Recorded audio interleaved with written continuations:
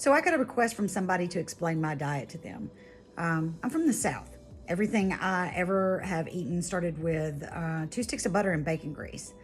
At my top weight, I was at 238, 240, and I was miserable. I was on multiple medications. My health was horrible. My knees hurt. My back hurt. I had been diagnosed, hang on to that thought, years earlier with asthma because I had been a chronic smoker since I was about 9 years old. I started going through my food. So when I ate something, I pay attention to how it reacted with my body. Was I having indigestion? Was I having heartburn?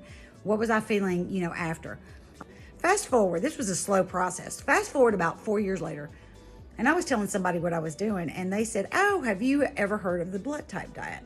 Come to find out, I was doing the exact same thing that book said. That was the basis of my diet. And I have and it made a lot of sense. I literally, every time I ate meat, my stomach hurt so bad that it was just almost debilitating. So, and in the book, it actually says that people with AB positive blood type don't produce enough stomach acid to break down a lot of red meat. Kind of makes sense, doesn't it? I didn't take meat completely out of my diet, but I did try to lean towards organic as much as humanly possible. And to this day, I lean more towards a vegetarian diet. But if I'm craving a hamburger, what I do is I try to find the most organic thing I can find. One of my major things after being on this diet for quite a while is I noticed that when I was taking certain things out of my diet and then I would go back and eat them, it was horrendous.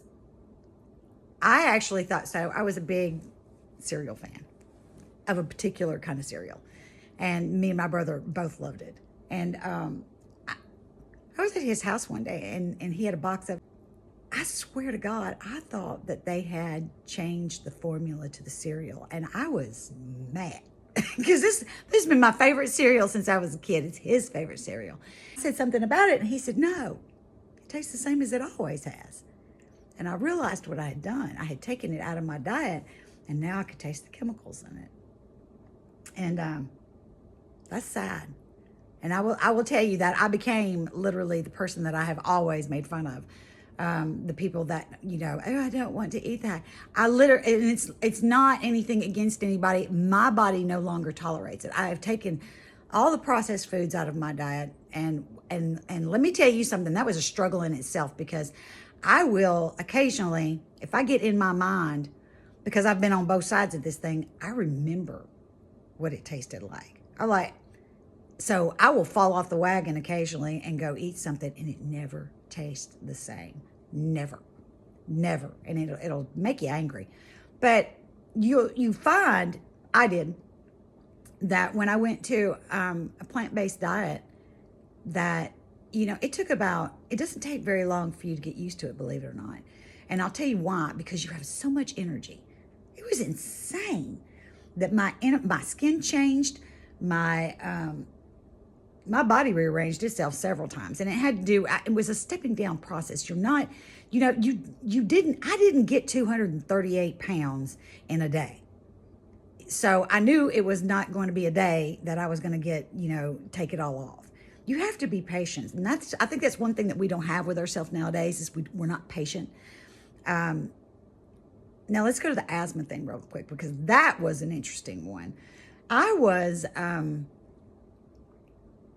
had been on asthma medication for years. One reason why my weight was so bad was because I had been on steroids for so long. I would literally get to the point where I would just like pass out. And I thought it was, when I was explaining it to the doctor, they were like, "Oh yeah, that's asthma. You've been smoking for your whole life. Yeah, that's asthma." Let me tell you something. When I started meditation, and you have to breathe with meditation, I kept passing out. I literally could not stay awake. It took me almost 2 years to learn how to breathe properly. And it's called pranayama yoga. It's wonderful. I love it. I recommend it to everybody. And you do it with your meditation. But what was so cotton picking funny about it is I ran across something one time and it was talking about anxiety and that people don't breathe. I had not been breathing for 52 years. Or for, no, at the time it was actually 48. I was literally passing out. I was passing out because my body was not getting enough oxygen. And here's what I found out about anxiety. People with anxiety hold their breath. And if you don't believe me, just take a moment and count how many times during the day your stress levels. I started paying attention, and I was holding my breath.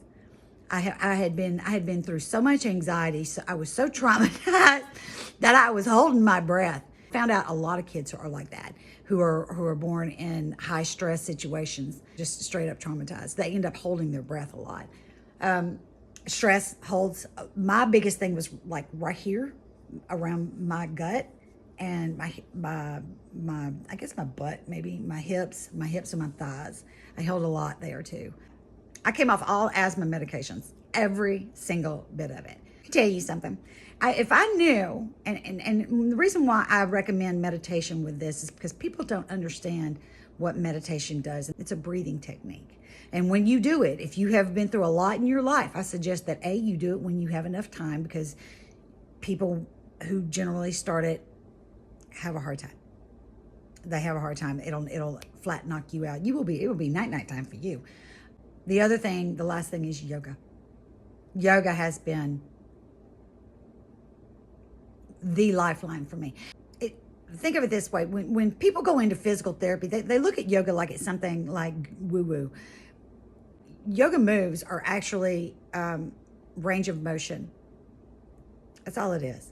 Physical therapists use it every single day. If you don't use it, you're going to lose it. And I do. I feel good.